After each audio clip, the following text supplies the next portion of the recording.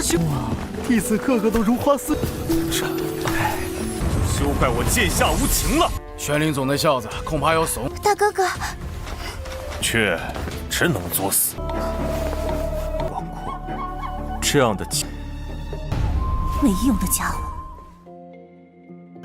Halo semuanya, selamat datang di Ruang Sinema. Bagaimana kabar kalian semua? Semoga selalu sehat dan baik-baik saja. Sesuai jadwal, jadi pada hari ini kita akan kembali melanjutkan series Donghua Fearless Battle Spirit episode terbaru, yang mana ini adalah episode yang ke-44.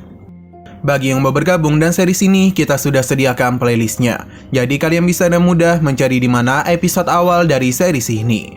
Sebelum kita mulai episode terbarunya, kita akan melihat dulu apa saja yang telah terjadi pada episode sebelumnya.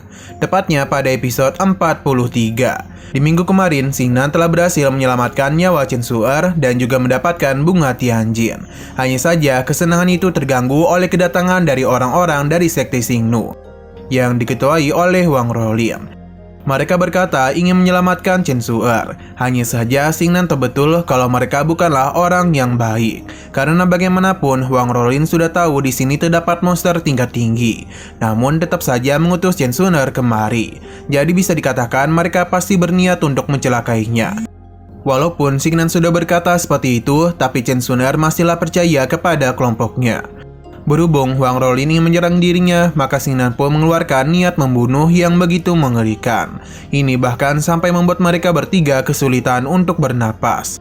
Setelah semua itu, Xingnan pun pergi dari gua tersebut dan juga memberikan ancaman kepada mereka agar tidak menyakiti Chen Su'er. Sesaat kemudian mereka pun berkumpul di satu titik. Yang mana terlihat secara perlahan Papillon Yuan mulai muncul dari dasar lautan.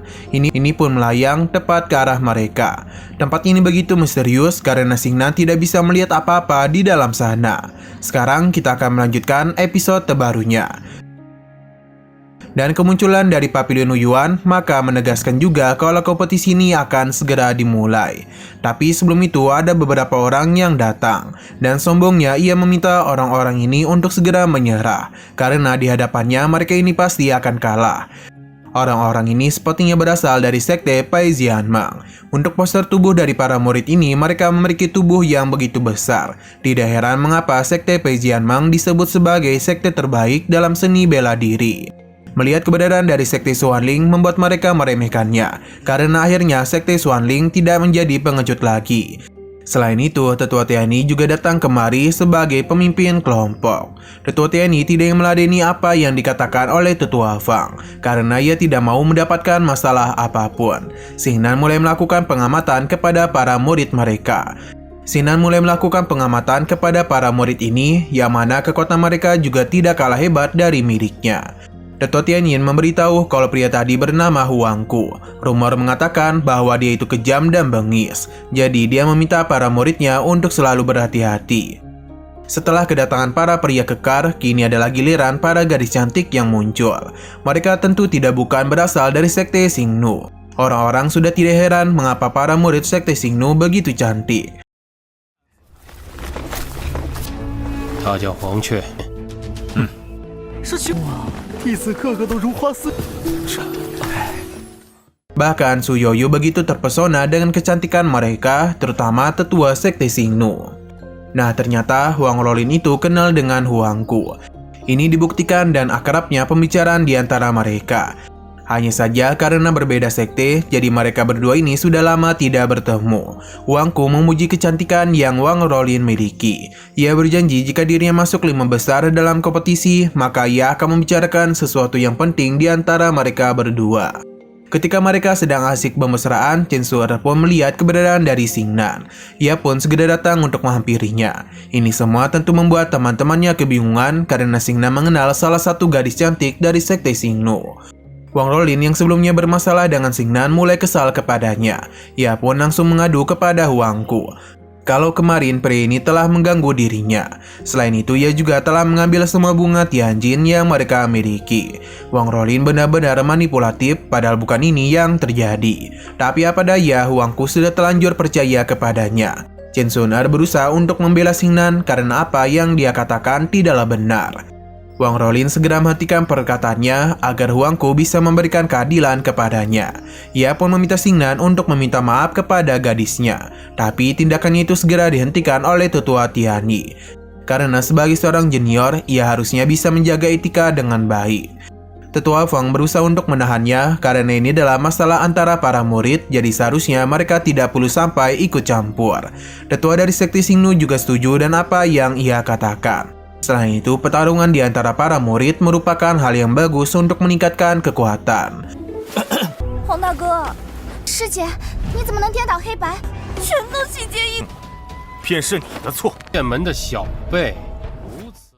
Tetua Feng yakin Huangku akan mengalahkan Xingnan dan mudah karena dia itu berada di ranah body tempering tingkat 9 dan juga memiliki teknik seni bela diri kuno. Jadi dia ini tidak perlu sampai menunggu senior Jin untuk bisa mempermalukan sekte Xuanling. Di hadapan semua orang, Huku dan juga Wang Rolin begitu sombong. Dan izin dari para tetua, dia ini akan menantang Xingnan. Tapi dia ini masihlah memberikan kesempatan kepadanya selama Xingnan mau meminta maaf kepada ayahnya. Tapi tentu Xingnan tidaklah mau melakukan hal tersebut. Karena untuk apa juga ia meminta maaf kepada Wang Rolin padahal ia tidak melakukan apapun kepadanya. Ia juga memberikan nasihat kepada Huangku agar tidak mudah terprovokasi oleh orang lain. Karena itu hanya akan membuatnya dalam bahaya saja. Perkataan Xingnan seakan-akan menyombongkan dirinya di hadapan Huangku. Ini tentu saja semakin membuat situasi menjadi begitu panas.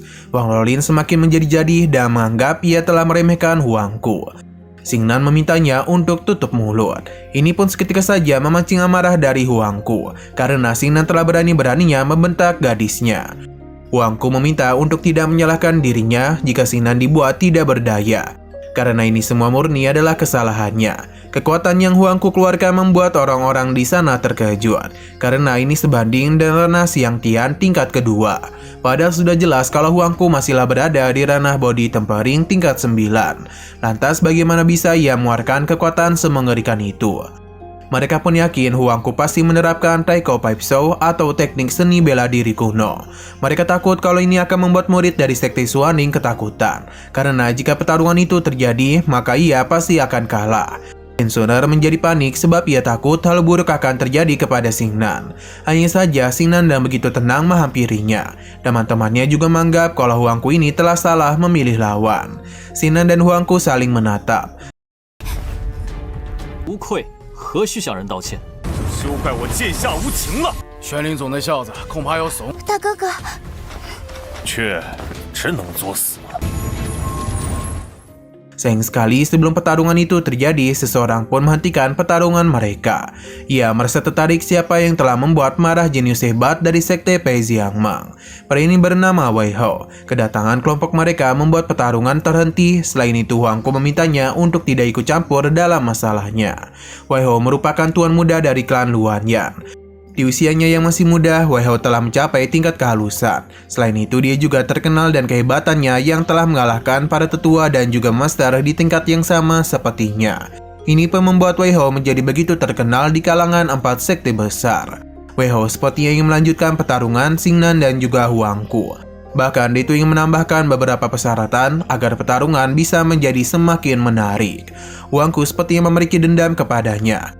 Karena jika bukan Wei Hao, maka tidaklah mungkin bagi dirinya memilih seni bela diri Taiko. Tapi karena Pavilion Yuan akan segera dibuka, jadi dia tidak membuang begitu banyak energinya. Maka karena itulah Huangku tidak niatan untuk berdebat dengan Wei Hao. Di sini Wei Hao mulai tertarik kepada Wang Rolin karena dia merupakan tipenya. Selama Huangku mau melepaskan gadis itu untuknya, maka ia akan sangat berterima kasih. Tanpa diduga, Huangku akan melepaskan Wang Rolin kepadanya. Ini sangat berat untuk dia lakukan, tapi dia merasa kalau Wang Rolin bersama dan Wei Hao, maka masa depannya akan terjamin. Ini merupakan kesempatan yang bagus untuk dia ambil. Wang Rolin memang tidak memiliki perasaan apapun kepada Huangku, karena sejak tadi dia itu hanya memanfaatkannya saja. Maka karena itulah kali ini dirinya akan memanfaatkan Wei Hao saja. 弱弱的，王国这样的。 没用的家伙。 Secara perlahan-lahan Wang Rolin pun mulai mendekat kepadanya dan melekat di tubuh Wei Hao. Mendengar suara manjanya semakin membuat Wei Ho bersemangat. Ia berjanji apapun yang terjadi, dia akan melindunginya. Jadi jika ada yang berani kepada Wang Rolin, maka orang-orang itu akan berurusan dengannya. Mendengar semua itu membuat Tetua Tianyi agak khawatir dan kondisi para muridnya. Karena bagaimanapun Pavilion Ouyuan akan segera dibuka.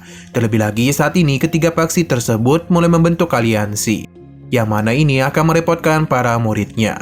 Wang Rolin ingin memastikan apakah Wei Ho menepati janjinya. Tentu sebagai pria sejati, Wei Ho akan melakukan apapun untuknya.